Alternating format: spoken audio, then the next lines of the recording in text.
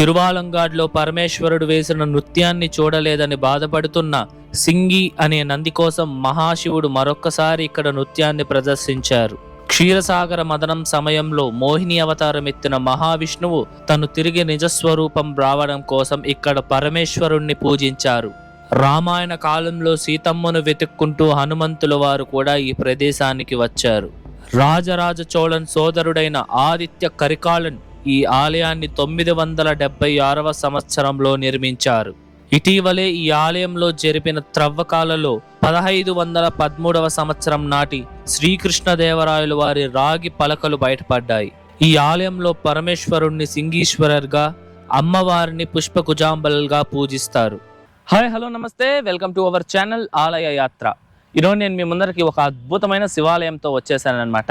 ఇంతకీ ఏంది ఆలయం అంటే సింగేశ్వరర్ ఆలయం. ఈ ఆలయం మనకి తమిళనాడు రాష్ట్రం తిరువల్లూరు జిల్లాలోని మప్పేడు అని ఒక చిన్న గ్రామంలో ఉందన్నమాట. ఈ ఆలయానికి ఎంతో చరిత్ర ఉంది, అవంతా మనం అక్కడికి వెళ్ళైతే తెలుసుకుందాము. ఈ ఆలయానికి ఎలా చేరుకోవాలంటే తిరువల్లూరు నుండి కేవలం 20 కిలోమీటర్ల దూరంలోనే ఈ ఆలయం ఉంటుంది. మనకి అనేక ట్రాన్స్పోర్ట్ ఫెసిలిటీస్ కూడా ఉన్నాయి, మీరు అది యూజ్ చేసుకోవచ్చు. అంతేకాకుండా ఈ టెంపుల్ తాలూకు లొకేషన్ కూడా నేను మీకు డిస్క్రిప్షన్లో ఇచ్చుంటాను, చెక్ చేయండి. వీడియోని లైక్ చేసి స్టార్ట్ చేయండి. మన ఛానల్ని ఏమైనా సబ్స్క్రైబ్ చేసుకోకుండా ఉంటే సబ్స్క్రైబ్ చేసుకోండి. రండి ఇప్పుడు ఆలయం వద్దకైతే వెళ్దాం.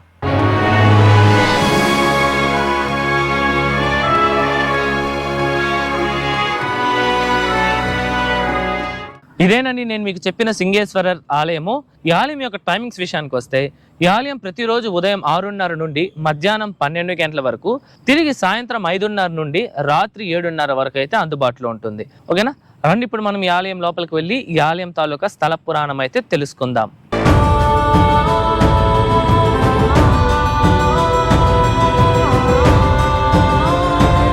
పూర్వం పరమేశ్వరుడు కాళికామాతతో కలిసి పంచసభైలలో మొదటిదైన తిరువల్లంగాడులో ఊర్ధవ తాండవం అయితే చేస్తారు. అప్పుడు సింగి అనే నంది అక్కడ స్వామివారు మరియు అమ్మవారి యొక్క నృత్యానికి మృదంగం వాయిస్తూ ఉంటారనమాట. అప్పుడు ఆ సింగి అనే నంది మృదంగంపై పూర్తిగా నిమగ్నమై కళ్ళు మూసుకొని ఆ మృదంగాన్ని అయితే వాయిస్తూ ఉంటారు. అందువలన ఆ సింగి పరమేశ్వరుడు వేసిన ఊర్ధవ తాండవం లేదా కాళీ తాండవాన్ని అయితే చూడలేకపోతారు. అప్పుడు సింగి పరమేశ్వరుడితో, నేను మీ ఊర్ధవ తాండవాన్ని చూడలేదు తండ్రి, దయచేసి నా కోసం మళ్ళీ ఆ నృత్యాన్ని ప్రదర్శించగలరా అని కోరగా, పరమేశ్వరుడు ఈ యొక్క ప్రదేశానికి సింగిని రమ్మని చెప్పి సింగి అనే నంది కోసం ప్రత్యేకంగా మహాశివుడు మరొక్కసారి ఆ ఊర్ధవ తాండవాన్ని ప్రదర్శించారు. ఇక్కడ పరమేశ్వరుడు సింగి కొరకు నృత్యాన్ని చేయడం ద్వారా స్వామివారిని సింగేశ్వరర్ అనైతే పిలుస్తారు. అలాగే క్షీరసాగర మదనం సమయంలో వచ్చిన అమృతాన్ని రాక్షసులకు దొరకకుండా దేవతలకు మాత్రమే ఇవ్వడం కోసం మరియు భస్మాసురుణ్ణి సంహరించడం కోసం శ్రీ మహావిష్ణువు మోహిని అనే అందమైన స్త్రీ రూపాన్ని ధరించి అమృతాన్ని దేవతలకు పంచిపెడతారు మరియు ఆ రాక్షసుని కూడా సంహరిస్తారు. అలా ఆ ఘట్టం పూర్తయిన తరువాత శ్రీ మహావిష్ణువు తన నిజ రూపం రావడం కోసం ఈ ప్రాంతంలో పరమేశ్వరుణ్ణి పూజించి తన నిజ రూపాన్ని అయితే తిరిగి పొందారనమాట. అందుకొరకే ఈ ఆలయంలో శ్రీ మహావిష్ణువుకి ఒక చిన్న మందిరం కూడా ఉంది. ఇక్కడ స్వామివారిని ఆదికేశవ పెరుమాల్గా పూజిస్తారు. ఇక్కడ స్వామివారు శ్రీదేవి మరియు భూదేవి అమ్మవార్ల సమేతంగా నిలబడి ఉన్న భంగిమలో భక్తులకి దర్శనమిస్తారు. ఈ ఆలయంలోని మరొక స్థల పురాణం ప్రకారం రామాయణ కాలంలో రావణుడు సీతమ్మను అపహరించి తీసుకుని వెళ్లిన తరువాత రాముడు, లక్ష్మణుడు, వానర సైన్యం మరియు హనుమంతుల వారు అమ్మవారి కోసం ఎంతగానో ఎన్నో ప్రదేశాలలో వెతుకుతారన్నమాట.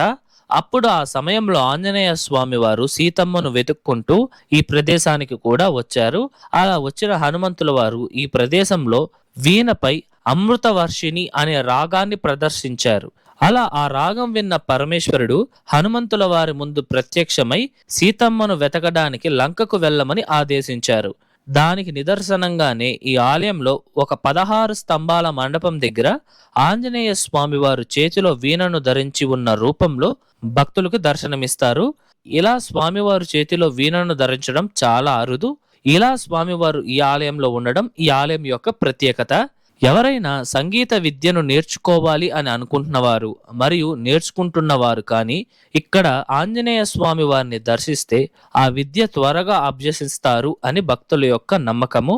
అలాగే ఆంజనేయ స్వామి వారు మూల నక్షత్రంలో జన్మించారు కనుక ఈ మూల నక్షత్రంలో ఎవరైతే జన్మించి ఉంటారో ఇక్కడ ఆంజనేయ స్వామి వారిని దర్శిస్తే వారికి ఉన్న దోషాలు మరియు సమస్యలన్నీ తీరి వాళ్ళకి ఉపశమనం కలుగుతుందని భక్తుల యొక్క ప్రగాఢ నమ్మకం.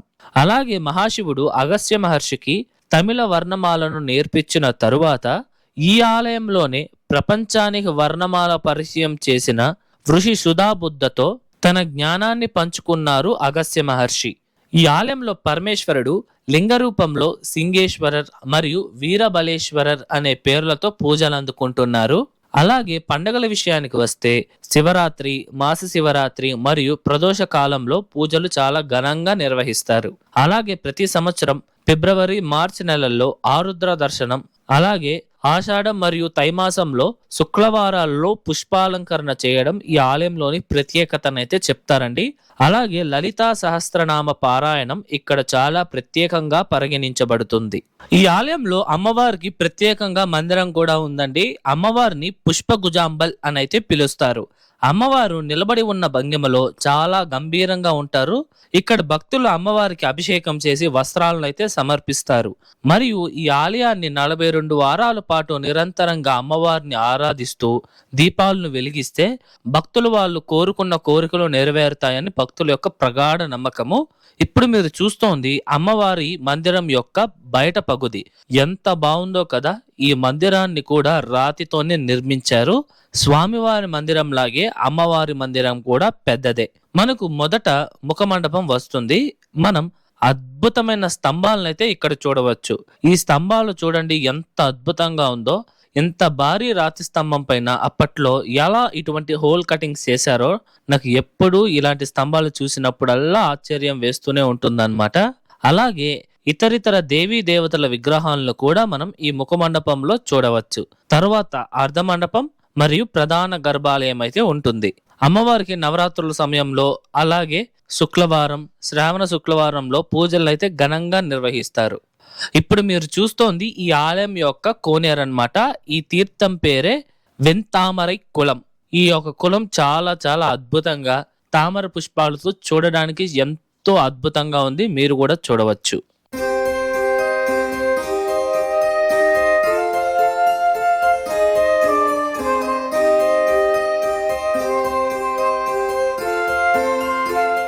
ఇప్పుడు మనం ఈ ఆలయం యొక్క నిర్మాణ చరిత్రను తెలుసుకుందాం.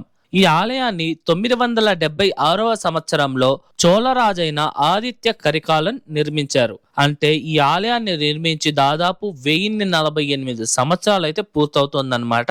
సరే, ఇంతకీ ఎవరు ఈ ఆదిత్య కరికాల చోళన్ అంటే ఈయన చోళరాజైన 2వ పరాంతక చోళ యొక్క కుమారుడు. ఈ 2వ పరాంతక చోళకి 2 కుమారులు మరియు 1 కుమార్తె ఉంటారన్నమాట. ఈ ముగ్గురులో మొదటి వారే ఈ ఆదిత్య కరికాల చోళన్ మరియు 2వ వారు ద గ్రేట్ రాజరాజ చోళన్ మరియు 3వ ఆమె కుమార్తె పేరు వచ్చి కుందవై. ఈ కుందవై చోళ రాజ్యానికి సలహాదారులుగా ఉండేవారన్నమాట. ఇప్పుడు అర్థమైంది కదా, ఈ Aditya Karikalan the great Chola king అయిన రాజరాజ చోళన్ యొక్క సొంత అన్నయ్య. ఈ ఆదిత్య కరికాలన్ చోళ సామ్రాజ్యాన్ని కేవలం 5 సంవత్సరాలు అనగా 966 నుండి 977వ సంవత్సరం కాలంలో పరిపాలించారు. ఈ రాజు ఈ ఆలయాన్ని ఎంతో అద్భుతంగా నిర్మించారండి. ఈ ఆలయం మొదట్లోనే 5 అంచెల గంభీరమైన రాజగోపురం కనిపిస్తుంది. వీటిపైన క్షీరసాగర మదనం ఘట్టాలు మరియు శివపురాణ సంఘటనలు కూడా అద్భుతంగా చిత్రీకరించారు. ఈ రాజగోపురాన్ని నిర్మించింది ఆదిత్య కరికాలన్ కాదండి. మరి ఎవరు నిర్మించారు అంటే విజయనగర చక్రవర్తి శ్రీకృష్ణదేవరాయలు వారి పాలనలో అధికారిగా ఉన్న అరియనాథ మొదలయార్. ఈయన 1501వ సంవత్సరంలో ఈ బ్రహ్మాండమైన రాజగోపురాన్ని నిర్మించారు. అంతేకాకుండా ఇప్పుడు మీరు చూస్తున్న ఈ ఆలయం ప్రహరీ గోడను కూడా ఆయనే నిర్మించారనమాట. మీరు ఈ ప్రహరీ గోడ మీద గమనించున్నట్టయితే ఈ యొక్క ప్రహరీ గోడ పైనే చంద్రగ్రహణం యొక్క సంఘటనను చాలా అద్భుతంగా చిత్రీకరించి ఉన్నారు. అలాగే ఈ ఆలయంలో ఉన్న 16 స్తంభాల మండపాన్ని కూడా ఆ యొక్క అరినాథ మొదలయార్ వారే నిర్మించారు. ఈ రాజగోపురం గుండా మనం లోపలికి వెళ్తూ ఉండంగానే రైట్ సైడ్ మరియు లెఫ్ట్ సైడ్ లో అద్భుతమైన శిల్పాలు అయితే కనిపిస్తాయి. మరియు ఆ ఒక శిల్పాలలో దేవదేవతల యొక్క సంఘటనలు చాలా అద్భుతంగా చిత్రీకరించున్నారు. అది కూడా మనం చూడవచ్చు అన్నమాట. అటు నుంచి నేరుగా వస్తే సింగీశ్వరర్ స్వామి వారి యొక్క ప్రధాన మందిరం అయితే కనిపిస్తుంది. అలాగే బలిపీఠం, పొడవైన ధ్వజస్తంభం, చాలా అందమైన నంది మండపం ఉంటుంది. ఈ నందీశ్వరుణ్ణి శివరాత్రి మరియు ప్రదోష కాలంలో పూజలు చాలా అద్భుతంగా జరుపుతారు. అలాగే ఇంతకు ముందు మనం చూసిన అమ్మవారి మందిరంతో పాటు వినాయక స్వామి వారికి,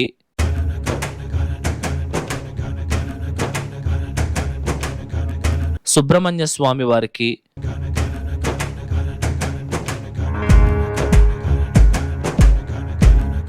మరియు సూర్య భగవానుడికి కూడా ప్రత్యేక మందిరాలు అయితే ఉన్నాయి. ఇప్పుడు మనం స్వామివారి ప్రధాన మందిరం చుట్టూ ఉన్న దేవదేవతలను అయితే దర్శించుకుందాం రండి.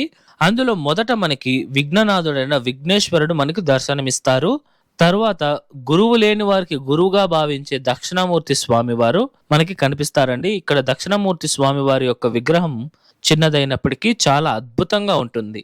మరియు ఈ పక్కనే మనకి బ్రహ్మదేవుడు 4 ముఖాలతో చాలా గంభీరంగా మరియు అద్భుతంగా మనకి దర్శనమిస్తున్నారు. అంతేకాకుండా ప్రతి శివాలయాలలో ఉండే చండికేశ్వర స్వామి వారు కూడా ఇక్కడ ఒక చిన్న మందిరం అయితే ఉంది, మీరు దర్శించుకోవచ్చు.